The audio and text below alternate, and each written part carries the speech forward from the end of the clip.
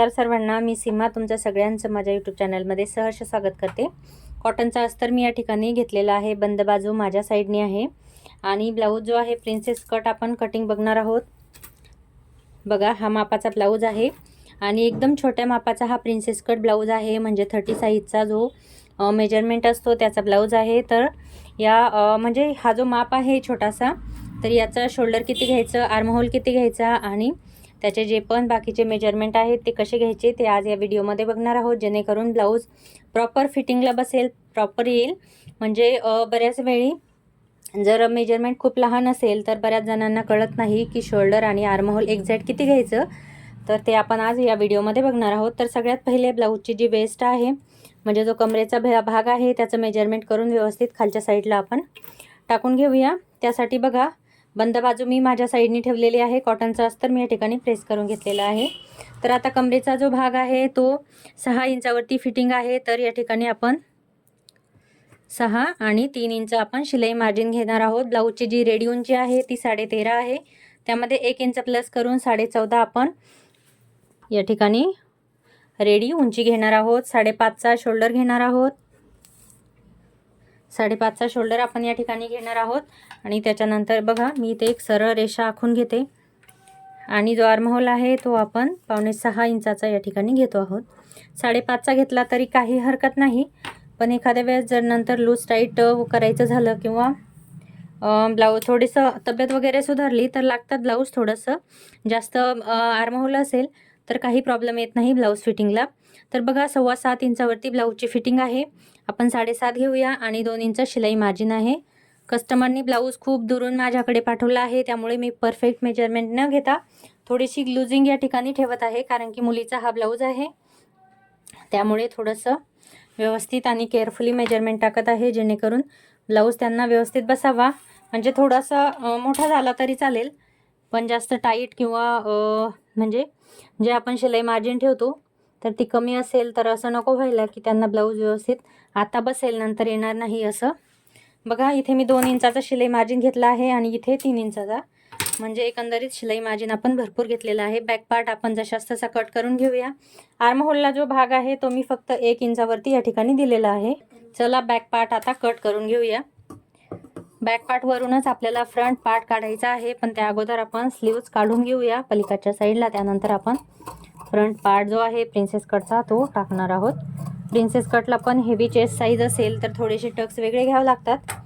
बघा, हा part back part आपला या ठिकाणी रेडी आहे। हा उरलेला फॅब्रिक आहे, याच्यावरती हा पार्ट या पद्धतीने व्यवस्थित ठेवायचा। थोडंसं याला टॅप टॅप करायचं, म्हणजे आर्म होलला जो शेप दिलेला आहे तो एक्झॅक्ट जशाचा तसा या ठिकाणी आपला उमटेल त्या पद्धतीने। चारही बाजूंनी हा जो पार्ट आहे तो आपण जशास तसा आखून घेऊया।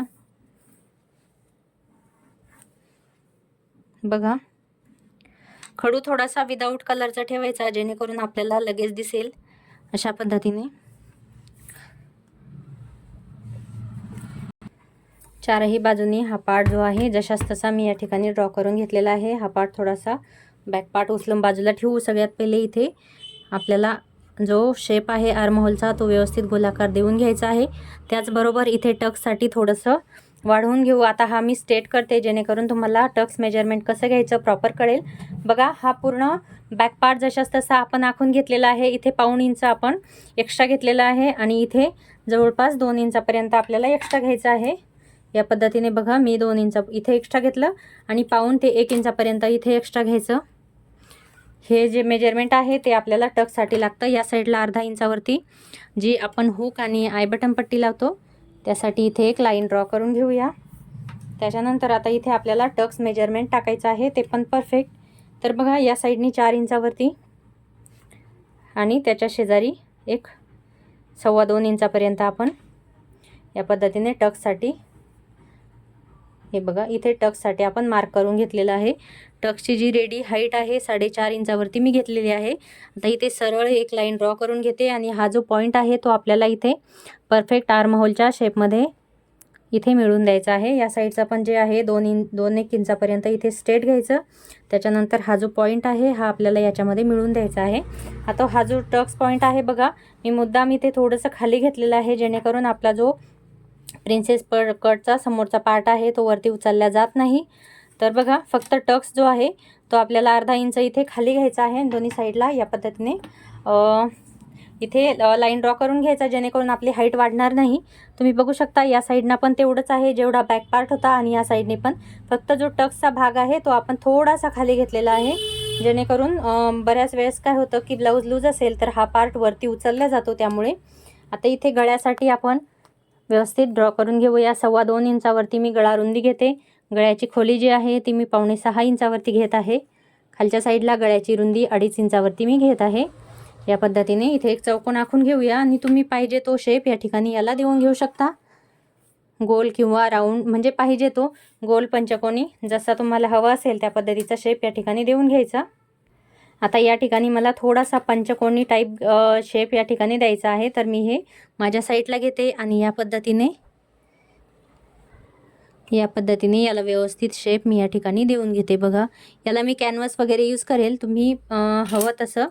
जर रेग्युलर गोल गळा असेल तर ठीक आहे, नाहीतर कॅनव्हास यूज केला तर खूप छान. आता बघा हा जो प्रिन्सेस कटचा पार्ट आहे तो मी इथे कट करून घेते.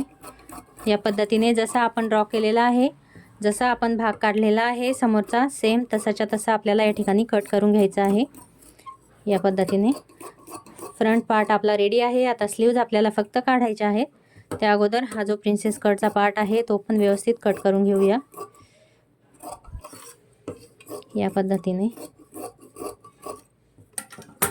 हा थोडासा साईडला करून घेऊ. हा जो फॅब्रिक एक्स्ट्राचा आहे आपल्याकडे यालाच व्यवस्थित आपण फोल्ड करून ह्याच्यावरतीच आपल्याला ब्लाऊजच्या ज्या स्लीव्ज आहेत त्या काढायच्या आहेत. ब्लाऊजची जी रेडी आता बघा मेजरमेंटचा जो ब्लाऊज आहे तो शॉर्ट स्लीव्ज आहे, मला या ठिकाणी लॉंग स्लीव्ज घ्यायचे आहे. तर मी ते रॅन्डम 9.5 पर्यंतचं माप घेते, म्हणजे 10.5 आपल्याला इथे घ्यावं लागेल. ब्लाऊजचं जे स्लीव्जचा जो मेजरमेंट असतो त्याच्यामध्ये आपल्याला 1 इंच एक्स्ट्रा घ्यावा लागतो. मला इथं रेडी 9.5 पाहिजे, 10.5 इंचापर्यंत मी इथे हे बघा या पद्धतीने आखून घेतलं. 3 इंचावरती आपल्याला स्लीव्ज डाऊन करून घ्यायची आहे. आता चेस्टची जी फिटिंग आहे ती 7 इंचावरती आहे, तर 6 इंचावरती आपल्याला इथे आर्महोलचा शेप द्यायचा आहे. तर त्यासाठी बघा या ठिकाणाहून या पद्धतीने स्लीवची कटिंग आपल्याला करून घ्यायची आहे. आता खालची फिटिंग पण मला अंदाजे करायची आहे, कारण की माझ्याकडे मेजरमेंटसाठी लॉंग स्लीवच्या मेजरमेंटसाठी मापाचा ब्लाऊज नाही. 4.5 इंचावरती मी इथे ब्लाऊजची फिटिंग आखून घेते, आणि आपण 1.5 ते 2 इंचापर्यंत शिलाई मार्जिन घेऊया. चला आता स्लीव्ज कटिंग करून घेऊ, पण त्या अगोदर मी इथे थोडीशी स्लीव्ज एक्स्ट्रा घेते, कारण की मेजरमेंट माझ्याकडे नाही आहे.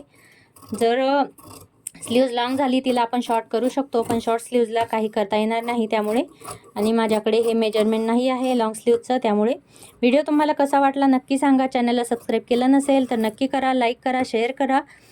तुम्ही पण सेम याच पद्धतीने कटिंग करता का मला नक्की कमेंट बॉक्समध्ये सांगा. व्हिडिओ कसा वाटला ते पण सांगा. या अगोदर भरपूर मी कटिंग स्टिचिंगचे व्हिडिओ अपलोड केलेले आहेत, ते पण बघा. चला भेटूया नेक्स्ट व्हिडिओमध्ये.